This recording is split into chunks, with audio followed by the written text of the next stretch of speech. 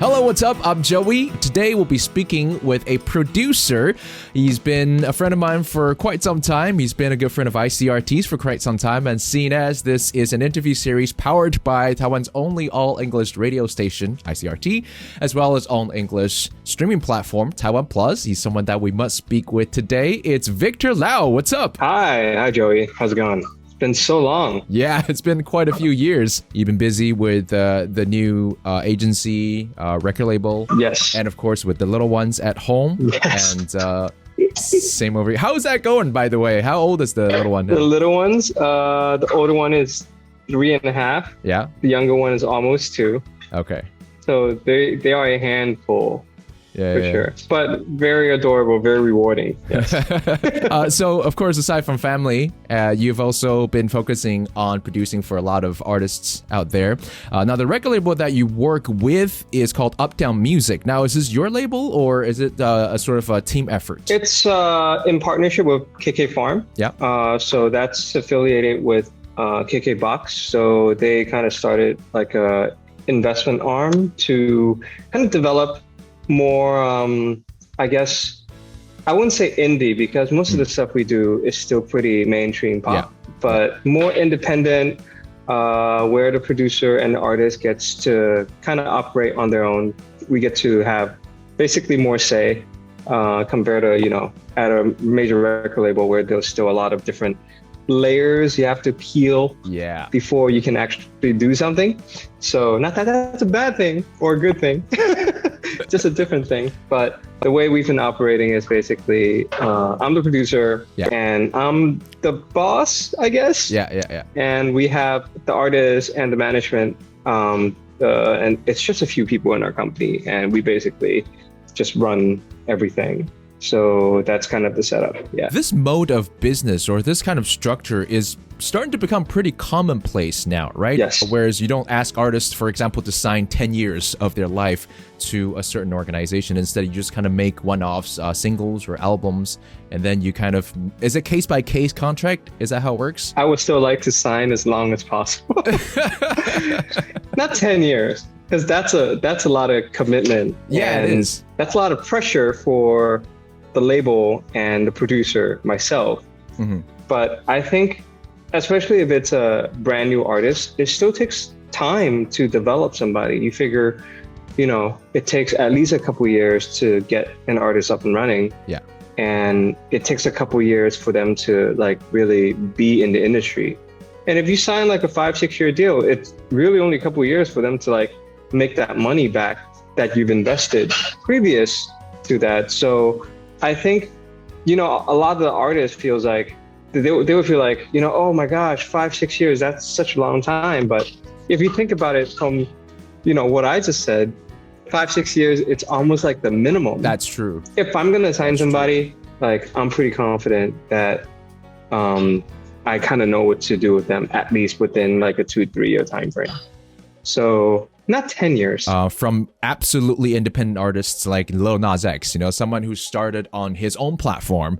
And then I guess the polar opposite would be exactly what K-pop is doing, right? You basically start grooming someone as they're young teenagers, but the perfection that is eventually achieved for those groups, you can't argue with that kind of results. Yeah. Right? So it's what you're doing different. is a good middle ground. It's a good middle ground, exactly. And for a lot of artists, they still need that polish. They still need the development, which almost a lot of the big labels maybe aren't even really focused on that. Yeah, where I'm all about that. Usually, what are some of the problems they run into that could use a little bit of mentorship? Vocals. Okay. Everyone can be a better singer, regardless of who you are. Yeah. So I've always been a vocal trainer. I teach vocals on the side. I work with a lot of artists. So I think that's my up, one of the things that I can offer that other people can't. So I really focus on just getting, singers to improve. And I do hear people tell me, oh, so-and-so, they've gotten better, they can tell. And that's really rewarding for me. And just writing in general, because there's no right or wrong way to write a song. There's no right or wrong way to write, but there's definitely, I would say, a right way to deliver. Yes. Like, to layer the emotions of a song, that is something that's a bit of a science. And there is one way to do it that is more effective. So you yourself is, of course, a singer-songwriter, and you've been producing music for many years. Man. Has it been almost 20 years since you've been in this industry? Actually, I was signed when I was 22, so exactly 20 years. Oh my goodness. Oh, you have to remind me. I'm sorry. Yeah, I first moved to Hong Kong when I was 22, right after college. Yeah. So I was picked up by like EMI, now defunct EMI. So from Berkeley straight to Hong Kong. From Berkeley to Hong Kong, yeah. A quick stop to Taipei. Yeah. Just to hang out. Yeah. And then I met with some labels here too. But I went to Hong Kong, ended up with EMI in Hong Kong. And then they kind of got bought out. And then I eventually made my way here, which was a good move, I guess. I hate to remind you that you've seen a lot in the last 2 decades, and you produced for a lot of artists, from someone like the Taiwanese veterans, okay? Like, for example, Coco Lee, right? Yeah. You've also worked with Jolene. Yes. Ling, Yes. And now to some of the younger musicians, like you mentioned, Aiden, you have Jocelyn, who's under your record label. Oh, and of course, Zhang Yunong, Sammy is also one of your artists. So from the more seasoned artists to the more, up-and-comers, the younger generation, what is the biggest difference that you observe? In terms of, like, the super mega star that you mentioned that I've worked with before, I think there was a scale to the industry, because especially in like late 90s, early 2000s, there was still quite, the Chinese industry, Taipei was the mecca of, Mandopop, right? So there was a lot of resources, there was a lot of budget, there was a lot of income, and things were done in a more, it's not better, because it's just different. So I would say it's a different scale, where everything was done like a certain way. There was like an SOP to everything. Yeah. And it's also because it's a single industry, where back then it's album, where it took at least like a year and a half, 2 years to develop something. And there was a lot more thought going into 10 songs instead of like each song. So the development process was also different. So nowadays it's more about like, okay. So it's about like getting that cool idea and turning that into like something viral. And also it has to sound good. It has to be sonically well done, and but the concept of the song and just the can it go viral becomes a lot more important. So it's a different approach. I wouldn't say like it's necessarily, it's both like the environment and the artist, like how they were brought up, but it's more like the necessity of the market, because everyone says like,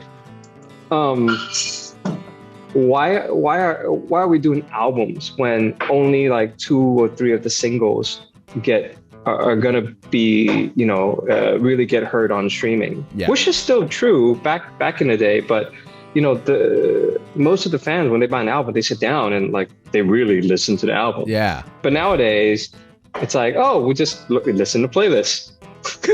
Most of if it's not the singles, like things don't really get heard. So it's a development and kind of the scale that's like really different. Yeah.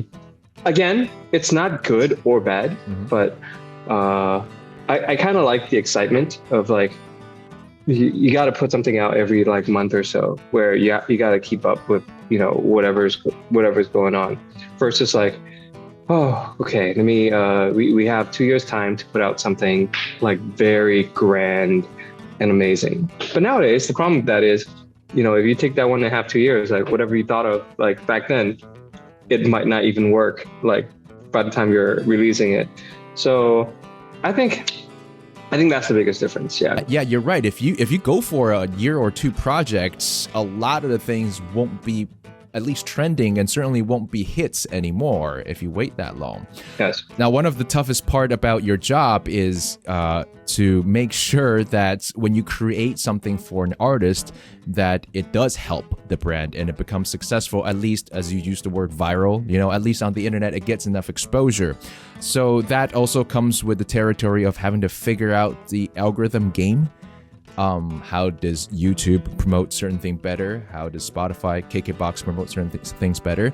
Do you think you've kind of figured it out by now? I try to not think too much about that, to be honest. I look at data. I look at backend. I look at, you need to know who your TA is. Yeah. I think that's the basic thing. Yeah, you need to know your demographics. Yeah. But, I mean, at the end of the day, you have to trust, like what I just said. What kind of music works best for your particular artist and, giving their voice, their image and everything.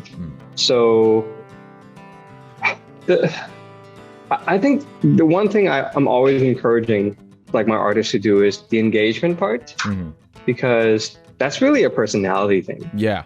Because I feel like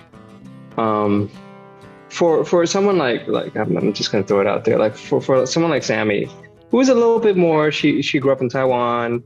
She's very sweet. She's very bubbly. She's actually, if you see her Lang Sa, she's, very well spoken. But she's just not as like out there as someone like Karen CC to the extreme, right? Yeah. So I think the fan engagement, just interaction, especially for YouTube, that really helps the algorithm a lot. Yeah. I mean, I do notice that. Yeah. In terms of like the platforms, man, it's a playlist game. Yeah. So you're just trying to figure out, dude, like what platform, like what playlist editor would like a certain type of song for your artist. And that gets a little, it's hard to really get into that, to be honest. Yeah. So I think it's just like doing the right song, that you feel like the artist can, represent themselves the best way. I agree. Yeah. I mean, as DJs, right? We look at backend, we look at numbers, we know exactly what are the top 20s, top 40s that Taiwanese Spotify, KKBox, iTunes users are listening to. But you can't only look at that. Otherwise, you get locked in this, echo chamber and you can't get out of. And for there's nothing new. Even more so for you because you're creatives. Yeah, as a DJ, you're the old school playlist editor, right? You're exactly. The original. That's what DJs are, right? I mean, it's just a different medium. It's just a different platform. So you know exactly what I'm talking about. Yeah. I'm not trying to get into your head or like I'm trying to get into DJ Dennis's head or something like that, That's ludicrous. Like if this is the 80s or even the 90s, and if a producer is producing songs thinking about what Kiss FM's DJ would play, you don't do that, right? You're a creative. You have to create for yourself. You know who does do that? The labels do that. Oh yeah, that's right. But I am the label now, so I guess I should be doing So you're still fighting it. Good. It's always a balance, man. Music's still art, right? I mean, it's become a lot more technical nowadays because of all the technology, but it's still art, right? You still have to, find that balance between art and commercialism. Yeah. I got to say, it's nice to speak with you today because we've interviewed so many artists for this series. And sometimes it's easy to just kind of, especially given the era that we're in, right? It's sometimes easy to be rebellious and to protest against the big man, protest against the organization. Seeing from your perspective as a creative, the game is still the game. Like it's a constant tug and pull between being creative and having to play the game, wanting your artist to have a chance to shine, but still having to leave some room for originality. Well, there you go. Victor, proud father of two little ones and proud producer / label manager of a plethora of artists. And I hope you guys keep on doing more work for Taiwan's Mandopop music or, even English music scene. Thank you so much for taking our interview today. Thank you.